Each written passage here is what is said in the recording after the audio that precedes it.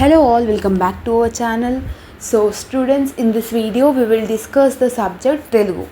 Second సెమిస్టర్లో ఎవరైతే Telugu second language ఉందో ఈ వీడియోలో ఇంపార్టెంట్ క్వశ్చన్స్ చెప్పడం జరుగుతుంది.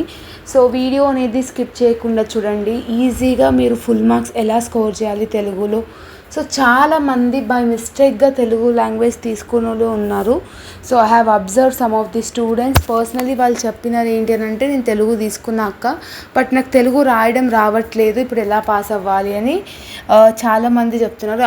దో they are having semester 1 backlog also. So syllabus pattern వచ్చేసి మీకు 3 యూనిట్స్ ఉంటాయమ్మా. అంటే యూనిట్ నెంబర్ 1లో మీకు గజేంద్ర మోక్షం, హనుమతు సందేశము అండ్ థర్డ్ వన్ సుభాషితములు. ఈ 3 లెసన్లు ఉంటాయి. సో ఏవేవి లెసన్స్ చదువుకోవాలి, ఏమేమి లెసన్స్లకి ఏమేమి వస్తాయి అనేది ఈ వీడియోలో డీటెయిల్గా చెప్పడం జరుగుతుంది. అండ్ యూనిట్ 2లో మీకు స్నేహలత లేఖ అని ఒకటి ఉంటుంది, అంతరార్థం ఒకటి ఉంటుంది, ప్రపంచ పదులు ఒకటి ఉంటుంది, అల్విదా ఒకటి ఉంటుంది. ఈ 4 లెసన్లు యూనిట్ నెంబర్ 2లో ఉంటుంది. సో ఇందులో కూడా ఏమేమి లెసన్స్ చదువుకోవాలి, ఏమేమి లెసన్స్ స్కిప్ చేయాలనేది ఈ వీడియోలో చెప్పడం జరుగుతుంది. ఓకేనా. అండ్ ఈ 4 లెసన్స్లలో మీకు డిఫరెంట్ టాపిక్స్ ఉంటాయి అన్నమాట. డిఫరెంట్ టాపిక్స్ ఉంటాయి. అండ్ యూనిట్ నెంబర్ 3లో వచ్చేసి మీకు అగైన్ 4 లెసన్స్ ఉంటాయి. యుగాంతం ఒకటి, ఎంకన్నా ఒకటి, మామిడి పండు ఒకటి, మా ఊరు పోయింది. ఈ 4 లెసన్లు యూనిట్ 3లో మీకు ఉండడం జరుగుతుంది. ఇందులో మీరు మామిడి పండు లెసన్ ఈజీగానే ఉంటుంది, యుగాంతం ఈజీగానే ఉంటుంది, మా ఊరు పోయింది కూడా ఈజీగానే ఉంటుంది. అంటే అన్నిటికీ అన్ని లెసన్లు చదవాల్సిన అవసరం లేదు లాంగ్వేజ్ సబ్జెక్ట్లో. సో మినిమం టు మినిమం మీకు 4 లెసన్లు ఉంటే ఏవైనా 3 లెసన్లు కానీ లేదంటే ఏవైనా 2 లెసన్లు కానీ పర్ఫెక్ట్ అయితే సరిపోతుంది. అండ్ గ్రామర్ టాపిక్ వచ్చేసి మీకు ఛందస్సులు ఉంటాయమ్మా. ఛందస్సులు మోస్ట్లీ అడుగుతాడు లేకపోతే లేదు, బట్ కంపల్సరీగా లాంగ్లో షార్ట్లో అంటే పార్ట్ ఏలో పార్ట్ బిలో అడగడం జరుగుతుంది. ఇన్ని ఛందస్సులు ఉన్నాయి మీకు, అరౌండ్ ఒక 1 2 3 4 6 ఒక 12 ఏమో ఉన్నాయి. ఇందులో నేను హార్డ్లీ ఒక 6 to 7 ఛందస్సులు చెప్తాను, అవి నేర్చుకుంటే సరిపోతుంది. కంపల్సరీగా షార్ట్ పార్ట్ ఏలో అడుగుతాడు, పార్ట్ బిలో కూడా అడుగుతాడు 15 మార్కులకి. ఓకేనా. సో ఫస్ట్ మనము మీకు క్వశ్చన్ పేపర్ ప్యాటర్న్ అనేది అర్థం అవ్వాలి. ఓకేనా. మీరు సెమ్ 1లో తెలుగు ఎలా రాస్తారో సేమ్ ప్యాటర్న్ ఉంటుంది. పార్ట్ ఏలో 1 to 6 క్వశ్చన్స్ ఇచ్చి ఏవైనా 4 క్వశ్చన్లు రాయంటాడు. ఒక్కొక్క దానికి 5 మార్కులు. So 5 4s are 20 marks. So part A వచ్చేసి 20 మార్క్స్. పార్ట్ ఏ మీరు అటెంప్ట్ చేసేటప్పుడు థియరీ రాస్తారు కదా ఆన్సర్లు, అందులో మీరు minimum side by side 2 papers అనేది కంపల్సరీగా రాయాలి.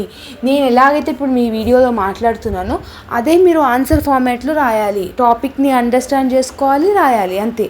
బుక్లో ఉన్నది యాస్టిస్ బై హార్ట్ చేసుకోవాలన్నది అయితే ఏమి ఉండదు. పార్ట్ బిలో ఓన్లీ 4 క్వశ్చన్లు అటెంప్ట్ చేయాలి మీరు, ఒక్కొక్కటి 15 మార్కులు. సో ఒక్కొక్కటి 15 మార్కులు. మీరు పార్ట్ బి ఒకటి కరెక్ట్ 4 క్వశ్చన్లు కరెక్ట్ రాసినా కూడా మీరు ఈజీగా పాస్ అయిపోతారు. సో 15 మార్కులకి మీరు మినిమం 4 సైడ్స్ అంటే 4 సైడ్స్ అన్నా 2 పేజెస్ అన్నా ఆన్సర్స్ రాయాలి కంపల్సరీగా. ఫ్రంట్ అండ్ బ్యాక్ 4 సైడ్స్ రాయాలి 15 మార్కులకి. అట్లయితేనే మీకు ఏదో 15 మార్కులకి ఏదో 12 13 వస్తాయి మార్క్స్, అంతే. సో ఫుల్ మార్క్స్ అనేది వెయ్యరు, ఎందుకంటే మీరు మిస్టేక్స్ రాస్తారు, ఒత్తులు దీర్ఘాలు మిస్టేక్ ఆల్రెడీ ఉంటుంది, ఎవ్రీథింగ్ ఉంటుంది కాబట్టి. సో మీరు అన్ని పేజెస్ రాస్తేనే ఒక 12 13 మార్కులు అనేది మీరు స్కోర్ అనేది చేయవచ్చు. ఒకటే పేజు 2 పేజీలు 2 సైట్లు రాసుకొని వచ్చినారనుకో ఒక 5 మార్కులు 4 మార్కులు వేస్తారు. సో మీకు తక్కువైపోతుంది. గజేంద్ర మోక్షం నుంచి మీకు పక్కా పోయం వస్తుందమ్మా, పక్క పోయం. ఇప్పుడు అలా వైకుంఠపురము నగరములో ఈ పోయం ఏదైతే ఉందో ఇది కంపల్సరీ. అంటే 5 years పేపర్స్ చూసుకుంటే హార్డ్లీ 3 to 4 years ఈ పోయం అనేది రిపీట్ అయి ఉంది. ఓకేనా. సో ఇదొకటి. ఇంకొకటి ఏంటి అని అంటే, నేను స్క్రీన్ మీద ఏదైతే పోయమ్స్ చూపిస్తున్నానో ఇవన్నీ చాలా ఇంపార్టెంట్. మేము హార్డ్లీ ఒక 2 or 3 పోయమ్స్ చూపించిన అవి నేర్చుకుంటే సరిపోతుంది. ఛందస్సులో మీకు అన్ని గణం ఉన్నాయి కదా, ఉత్పలమాల, చంపకమాల, శార్దూలం, మత్తేబం. ఇవి 4 కంపల్సరీ ఇంపార్టెంట్ 100%. సెకండ్ దాంట్లోకి వచ్చేసి కందం, తేతగీటి, ద్విపద, సీసం. కొన్ని స్పెల్లింగ్ మిస్టేక్స్ ఉన్నాయి, అంటే ఇది కీబోర్డ్లో మనం తెలుగు టైప్ చేయడం చాలా కష్టం కాబట్టి అలా ఉన్నాయి. సో అడ్జస్ట్ చేసుకోండి. ఇవి నేర్చుకుంటే ఛందస్సులో సరిపోతుంది. ఒకవేళ వాడు పార్ట్ బిలో ఛందస్సు అడిగింది అనుకో 15 మార్కులు పార్ట్ బి మీరు ఈజీగా స్కోర్ చేయొచ్చు ఇవి నేర్చుకుంటే. ఇవే వస్తాయి, ఇంకేం రావు. ఛందస్సులు కూడా నీట్గా ప్రజెంట్ చేయాలి, ఎగ్జాంపుల్ రాయాలి, సూత్రం రాయాలి అండ్ నీట్గా ప్రొజెక్ట్ చేయాలన్నమాట మీ ఆన్సర్ని. అర్థమవుతుందా? సో ఛందస్సు అనేది అస్సలు స్కిప్ చేయకండి. ఫస్ట్ మీరు నేను ఏం చెప్తానంటే తెలుగు ప్రిపరేషన్ స్టార్ట్ చేస్తున్నారంటే ఫస్ట్ గ్రామర్ టాపికే తీసేసేయండి, ఓకేనా? ఇప్పుడు యూనిట్ నెంబర్ 1లో మొత్తం మీకు 3 లెసన్లు ఉన్నాయి కదా. సో 3 లెసన్లలో గజేంద్ర మోక్షం నుంచి పోయం నేర్చుకోండి. హనుమత్ సందేశం నుంచి లాంగ్ ఆన్సర్ ఎస్ఏ క్వశ్చన్ వచ్చేస్తుంది 15 మార్కులకి, పక్కా క్వశ్చన్ వస్తుంది ఎస్ఏ క్వశ్చన్. ఎట్లాంటి క్వశ్చన్ వచ్చినా కూడా సమ్మరీ రాయాలి. హనుమత్ సందేశం అంటే సీతాదేవి లంకకు వెళ్ళినప్పుడు హనుమంతుడికి ఎట్లాంటి సందేశం ఇచ్చింది అనే దాని గురించి లెసన్ ఉంటుంది. వన్స్ మీరు ఒక్కసారి లెసన్ విన్నారనుకోండి, లేదంటే లెసన్ చదివినారనుకోండి, ఈజీగా మీకు అర్థమైపోతుంది. సో గజేంద్ర మోక్షము, హనుమత్ సందేశం ఈ 2 లెసన్లు నేర్చుకొని సుభాషితములు ఏదైతే ఉందో ఇది మీరు చాయిస్కి వదిలేయండి. ఇది కొంచెం డిఫికల్ట్ ఉంటుంది compare to both. So Gajendra మోక్షం నుంచి పోయము, హనుమత్ సందేశం నుంచి ఎస్ఏ ఆన్సర్ నేర్చుకోండి. ఎస్ఏ ఆన్సర్ అయితే పక్కా వస్తుంది. అగైన్ అండ్ అగైన్ పోయంలో అయితే నేను ఏవైతే చూపించినో అంటే అలా వైకుంఠపురంలో అదొకటి, ఇంకొకటి వేరేది ఏదో చూపించిన అది కూడా ఇంపార్టెంట్. ప్రతి పదార్థం రాయాలి, భావం రాయాలి, కవి పరిచయం, ఎవ్రీథింగ్ రాయాలి. అండ్ యూనిట్ నెంబర్ 2లో మీకు స్నేహలత లేక అంతరార్థం, ప్రపంచ పదులు, అల్విదా ఉంటుంది. సో ప్రపంచ పదులు ఈజీగానే ఉంటుంది, చదువుకోవచ్చు. స్నేహలత లేక అనేది కొంచెం డిఫికల్ట్గా ఉంటుంది. అంటే ఇప్పుడు నేను చదివినప్పుడేమో స్నేహలత లేక హార్డ్ అనిపించింది, మా ఫ్రెండ్ చదివినప్పుడు స్నేహలత లేక తనకి ఈజీగా అనిపించింది. It depends on the student. So మీరు ఒకసారి చదువుకొని చూడండి, ఒకవేళ మీకు ఈజీ అనిపిస్తే చదువుకొని, లేదంటే లేదు. ప్రపంచ పదులు ఈజీగానే ఉంటుంది, అంతరార్థం కూడా ఈజీగానే ఉంటుంది. సో దాశరథి కృష్ణమాచార్యులు అంతరార్థం రాశారు కాబట్టి ఆయన ఒక గొప్ప కవి. ఇంకొకటి కవి పరిచయం రాసేటప్పుడు కూడా కంపల్సరీగా మీరు కవులని పొగుడుతూ రాయండి, ఓకేనా? తనకు వచ్చిన బిరుదులు ఏంది యాస్టీస్, కొన్నిసార్లు గుర్తుకు రాకపోతే ఇవి వచ్చినాయి, ఇట్లాంటి అవార్డ్స్ వచ్చినాయి, వేరే కవులకు ఏవైతే వచ్చినాయో ఇందులో కూడా కొంచెం రాసి మేనేజ్ చేయొచ్చు, ఓకేనా? సో అవే రాయాలని రూల్ లేదు. కొంతమంది స్టూడెంట్స్ ఏం చేస్తారంటే తనకు రాదని చెప్పి వదిలేసి వస్తారు. అట్లా కాదు, కంపల్సరీ కవి పరిచయం పార్టీలో అడుగుతాడు కాబట్టి ఇన్ని లెసన్స్ ఉన్న కవి పరిచయం, ఇన్ని కవులు ఉన్నారు కదా మీకు, ఇన్ని లెసన్స్ ఉన్నాయి కదా, ఏదైనా ఒక కవి గురించి అడుగుతారు. మోస్ట్లీ దాశరథి గురించి అడుగుతాడు. సో చూసుకోండి.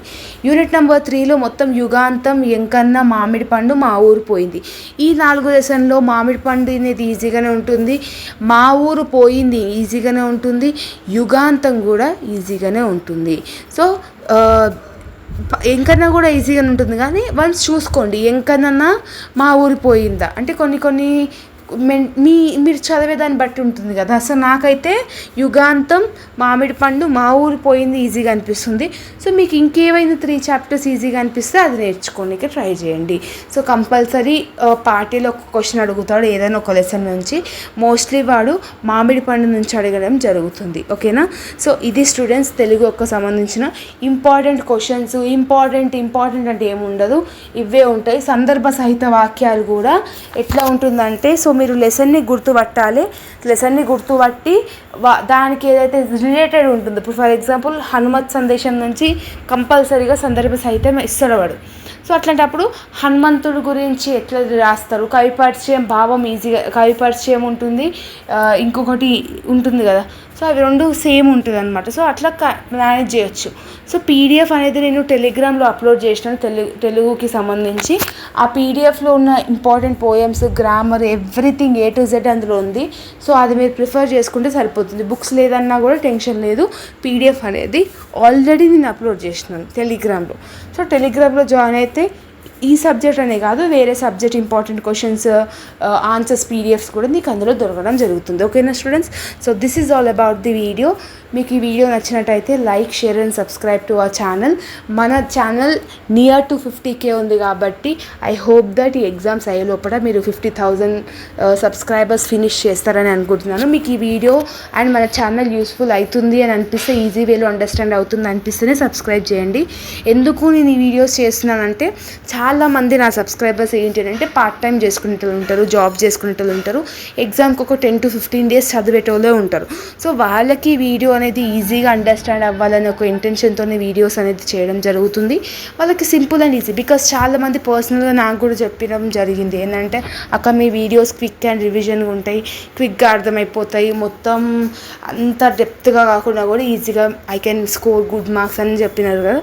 సో వాళ్ళకి తగ్గట్టుగా నేను గ్రాడ్యుయేషన్ చేసేటప్పుడు ఎట్లాంటి టిప్స్ అండ్ ట్రిక్స్ పాడినో, ఎట్లాంటి థింగ్స్ నేను యూజ్ చేసినో, టెక్నిక్స్ యూజ్ చేసినో అవే మన ఛానల్ త్రూగా మీ అందరికీ చెప్పడం జరుగుతుంది. ఈ సబ్జెక్ట్ అనే కాదు, ఏ సబ్జెక్ట్ అయినా కూడా నేను డ్యామ్ షూర్ క్వశ్చన్స్ చెప్పిన అవన్నీ యాజ్ టీజ్గా ఫాలో అయితే మీకు నా మీద నమ్మకం ఉంటే ఫాలో అవ్వండి, లేదు అంటే లేదు, నో ప్రాబ్లం. ఓకేనా? So this is all about the video and all the very best for your examination as well as the preparation అనేది స్టార్ట్ చేయండి. బికాస్ టైం చాలా తక్కువ ఉంది. సో తెలుగు అని నెగ్లెక్ట్ చేయకండి. మీకు ఆన్సర్లు ఒత్తులు దీర్ఘాలు తప్పు అయినా కూడా రాయండి. ఓకేనా? See you all the next video. Bye students.